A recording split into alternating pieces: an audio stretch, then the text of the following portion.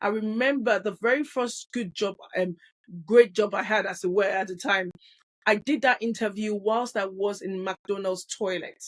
In the toilet. I did not tell myself that there was no good place to do the interview, so I would tank it there. I wouldn't do this. No, I went into the toilet in McDonald's whilst during my break time, and I was literally doing it was a telephone interview, and I did a telephone, and the network was bad. I had to start shout. I knew that my colleagues were in the next room. They could hear me.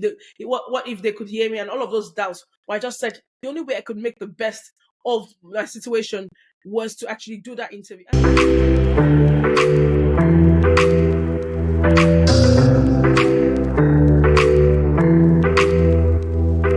Second series is how I took the step, my financial journey, how I took the step to get from where I was to where I am now. What did that look like? The first series was pretty much talking about the dream, the journey, dreaming, aspiring for more. And yes, the question you ask yourself is, once you dreamt and you aspire, you know what that picture looks like, you know what you want. What do you then do, right? And for me, at that time, taking me back 20, 30, yeah, it was 20, yeah, about 20, over 20 years ago now. And I remember after reading the book, Success Principles, how I got from where I am to where I want to be. There was loads of things in the book that I picked up from, and for some reason, I actually thought, you know what, there was probably more for me. I wanted to study abroad. I wanted to do a bit more, and I remember approaching my parents, and my dad schooled in Germany, and I remember, and he still had some connections there. The family lived, they were very close. And I said to that, my dad, I actually want to go study in Germany. I want to do my first degree. I want to go into university in Germany. One, that sounded like really one, because it was not something that was easily affordable by my parents for me to go study in Germany. And secondly, I didn't understand what of German, so it's like, how is that possible? And this is what's very important, is even though you don't have what it takes right now to achieve those dreams that you want, do not let that stop you. And for me, basically, what I decided to do is I went to a German school in Lagos. I'm in Nigeria. So again, for most of you, if you're Nigerian, you would know that things like that are not easily accessible. But the winning mind always looks for a way, and that's one thing I've always said. I'm not saying that you will not come across any difficulties, but what I'm saying is, do not give up, do not stop searching for the answers. And for me, that at that point, the answers was actually go to a German school, go and learn how to speak German so you can go and study there. And I could convince my parents that yes, definitely going to Germany was something that they should consider. But lo and behold, of course, for those of you that know my journey, I did not go to Germany, so which means I thank that idea. I did go to the German school, so I know how to speak. I know a few words in German, but I didn't eventually go to Germany. But next thing for me was, okay, if Germany is not possible, I'll go to the US. And I sat my SAT. I got into a lovely American university. I actually got a sponsor. And the next barrier was, so the first barrier for the German school was, one of my uncles said, no, it may not necessarily be good for a young black girl on her own. So he said that he discouraged my dad. And then American university, my mom discouraged the whole thing, even though I don't know the whole process. Again, what I'm trying to show you here is, it's not like I ever got the go ahead to do anything. So in terms of that, taking that big step that you might need to take, whether in property, whether in business, whether just achieving your financial freedom, you don't always have the full picture. You don't always have the approval.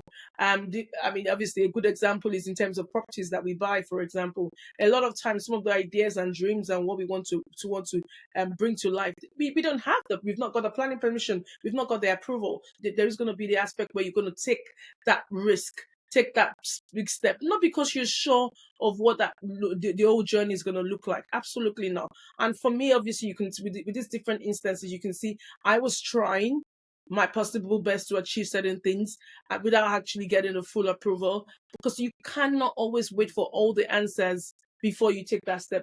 Don't ever think, okay, until I get the full thing, I'm not going to take that move, because you will never get to do anything if you're waiting for the full approval.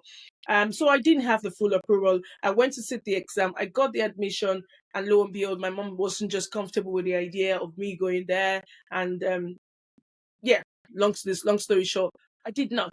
I ended up having doing my first degree in Nigeria, and then obviously I decided to come over to the United Kingdom, do my masters, and the rest is history. But I think what I wanted to make you understand in that is you would not always have the full picture to take that step. In terms of sharing my journey, how I got here is I've not always had the full answers. Don't ever think that any successful person, anyone out there that you look up to, has got the full picture. They have the full, someone has given them the full manuscript of what's going to come next, and that's why they've taken that step. No, a lot of times you're going to have to take a step off, step in faith. Just take that step, just jump and trust that you will land safely. Honestly, seriously, it's not take it. It's yes, you do your analysis to see. I have a look there and just see. Well, am I gonna? Is it gonna be a soft landing? Do I need any extra any extra gear and all of those things? Yes, do your analysis, but no one can guarantee what a future looks like for you. You've got to take that step. If you do not, unfortunately, you would not have the dreams and desires that you want. And it's as simple as it sounds, it's the honest truth.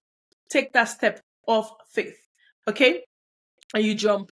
So and then again, the other thing, the second thing I did was even though I did not have an idea, I started what we all know today as affiliate marketing, right? I started working with my mom.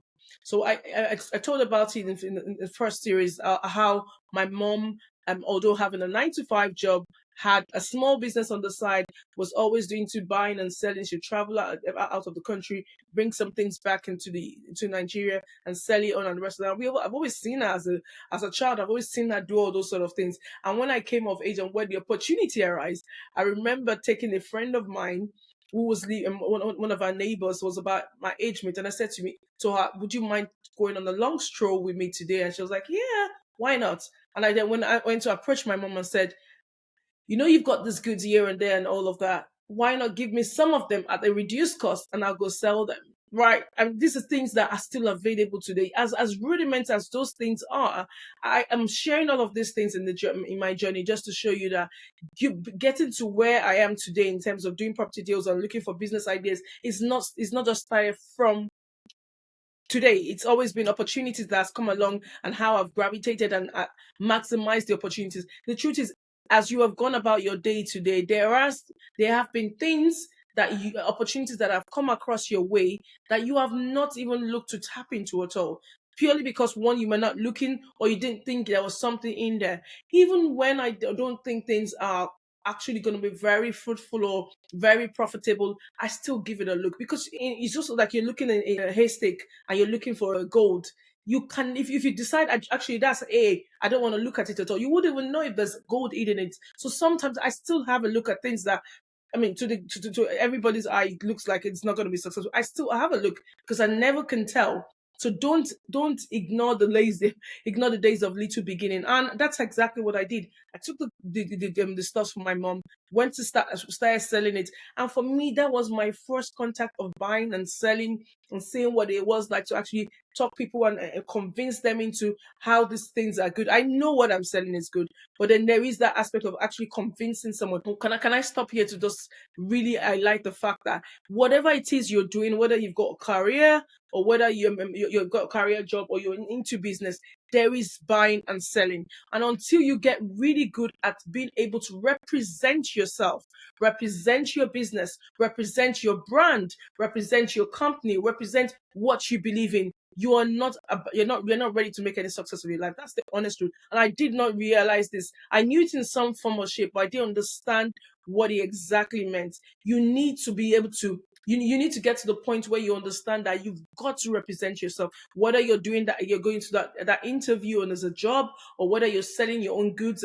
You are your best. You're the only person that can give the very best version of yourself, right? The other person that can tell anyone else who you are about, what you are about. So if you be very good at marketing yourself, and that's one of the things I learned as I've gone along to say in my property world.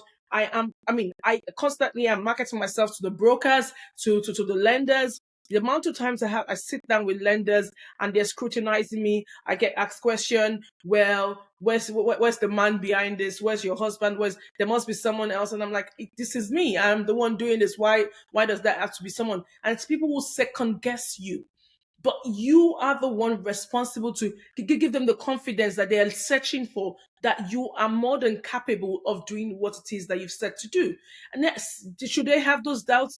Yeah, maybe yes, maybe no. It doesn't really matter. At the end of the day, I am responsible to let people know I am capable, more than capable, to do what it is that I've said, to deliver the service that I said, to deliver that next property building. Even investors that want to work with us, I also am responsible to actually let them know I am what I say I am. I can actually do this. I'm not showing you that things won't go wrong, but I'm saying if they do go wrong, I am here. I will try and make it right. So buying and selling is in everything we do. And obviously, at that very early stage of my life, I started learning the rudiments of buying and selling. And then the other thing mentioned here is being very flexible. When I relocated to the UK, I got the shock of my life. As a graduate, I had to do what will I call it? I had to do certain jobs that I didn't think I was going to do.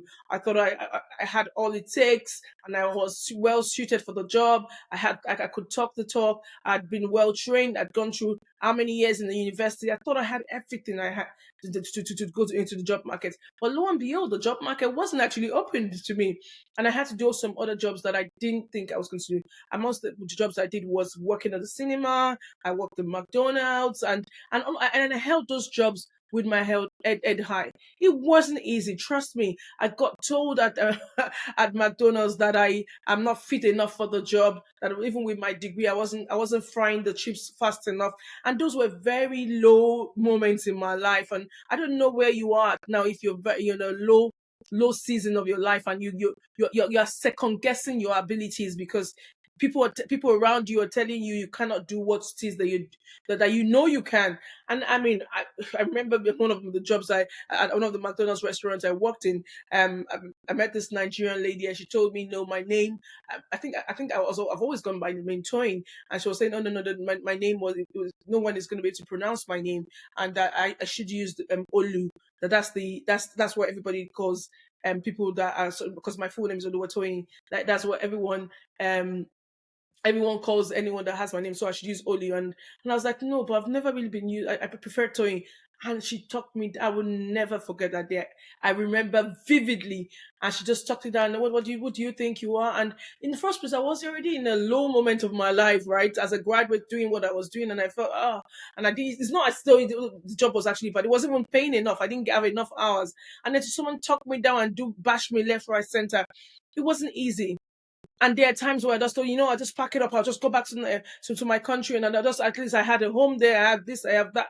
And but a dream. Remember what we said in series one? The dream. I did not forget the dream. What I wanted, the life I wanted, and I held fast. I held on fast to that dream, which is why you don't skip the first part, which is the dreaming, the aspiring for much, because that blueprint is what kept me going to say yes. I encountered tribulations and challenges right in front of me, but I wasn't going to let that deter me. And again, I was also not silly enough to say, well, I know what this blueprint is, and so I wouldn't do anything else. Because I know people who will say they would not do other jobs that are available to make ends meet whilst they are waiting for that dream job. I did not do that, and I don't think anyone should, because there is dignity in labor, right? And I know that I could actually make my time work. I was still, applying for the main jobs. I was still doing all those other things, but I did not stop at trying to do what was within my means, because I was very grateful for that.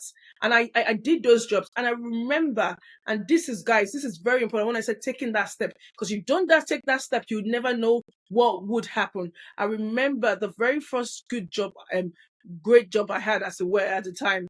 I did that interview whilst I was in McDonald's toilets. In the toilets.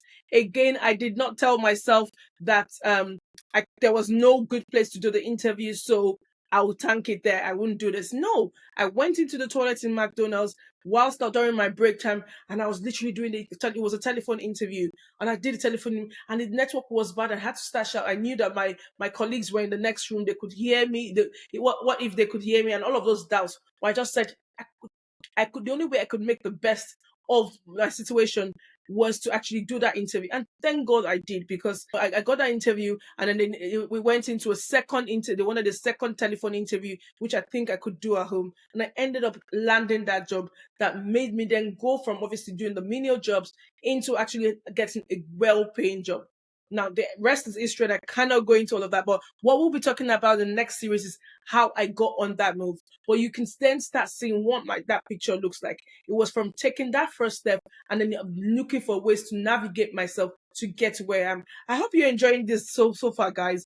Thanks for the comments so far, because I think there's a lot to learn. There's a lot to learn in understanding that your journey doesn't start from here. Everything you've got, the life experiences that you've had up until now, everyone that's fed into you up until now, all of these things come together to that future you desire. So don't think that whatever waiting period you are in currently is all going to waste. It all adds up into that journey. Okay, give me a thumbs up if you liking the content so far. I've been sharing my life journey, my financial journey, how I got from where I was to where I am currently, how I've been able to navigate, and how things have sort of shaped up for me over time.